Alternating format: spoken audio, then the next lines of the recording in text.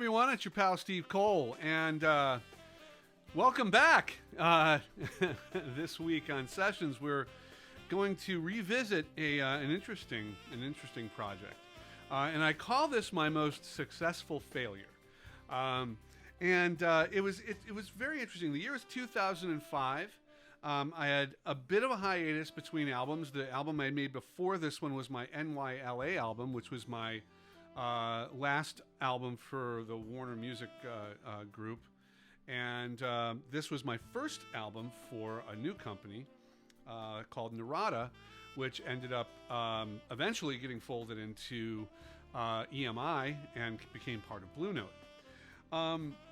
So I thought at the time, I had made this very kind of heavily R&B album previously, and I thought, I wanted to explore different facets of my musical personality.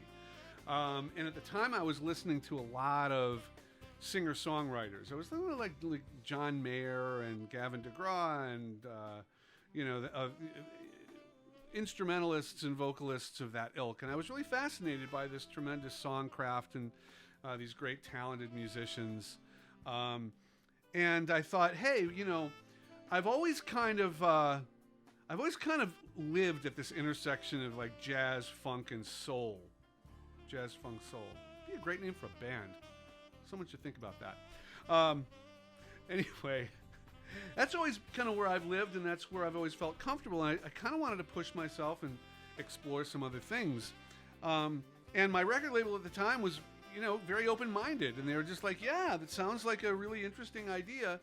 The funny thing is that I actually floated the idea by some other artists, and they were like, yeah, that's a horrible idea. Like, don't do that. Stick with your thing, man. And I was like, no, I want to explore, I want to expand, I want to kind of challenge myself, and I'm inspired by all this music that's going on. So I got together with a very talented and very good friend of mine named David Hiltebrand. And he's a bass player, guitar player, piano player, songwriter. Really, really a brilliant musician. And, he was kind of in the same groove that I was. He was kind of inspired. We were listening to the same kind of music, and we were trying to figure out how to mash these different styles together and create something maybe new and different. And together we wrote the entire album. We wrote all 10 songs together on this album, and that album turned into a project called Spin, right? And it was very acoustic driven, very guitar oriented, more of an aggressive record in some respects. And the first single that came out was called Thursday, and a composition that Dave Hildebrand and I wrote together. It features the great Tim Pierce on guitars, who you've probably heard. If you've ever listened to music, you've probably heard him on hits. It features Todd Sucherman, the drummer from Styx, one of the best drummers on the planet. He played on the entire project.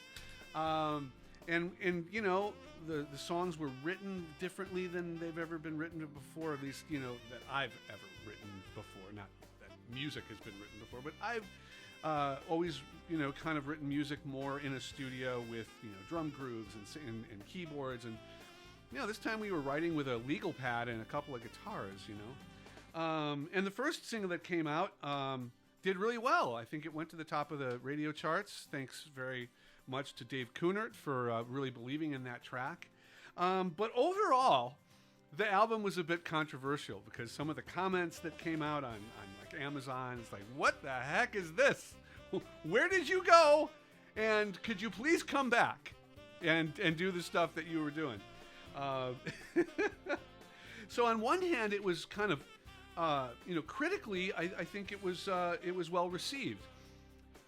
Commercially, not so much. Not everyone was on board with the new direction that I was heading, and it was a great experience. I really, really enjoyed it. Would I do that again in this particular genre? No. It was a great opportunity, but I learned a lot, and I also learned kind of where I'm comfortable and where I'm not. But I wouldn't give it back. I wouldn't not do this. Although, some people probably might think that if I had a chance to take it back, I should. Anyway, I'd like to share with you a song from this album, the first single from this album. It's called Thursday. Todd Sucherman on drums, Dave Hiltebrand on guitars and bass. Dave also played piano on it. Tim Pierce plays guitar. Did I mention Todd Sucherman, one of the greatest drummers on the planet? And of course, this project wouldn't have been any fun without the incredible mixing and engineering skills of Craig Bauer, one of the best audio engineers and mixers on the planet. So we had a star-studded crew. I think it was a great record.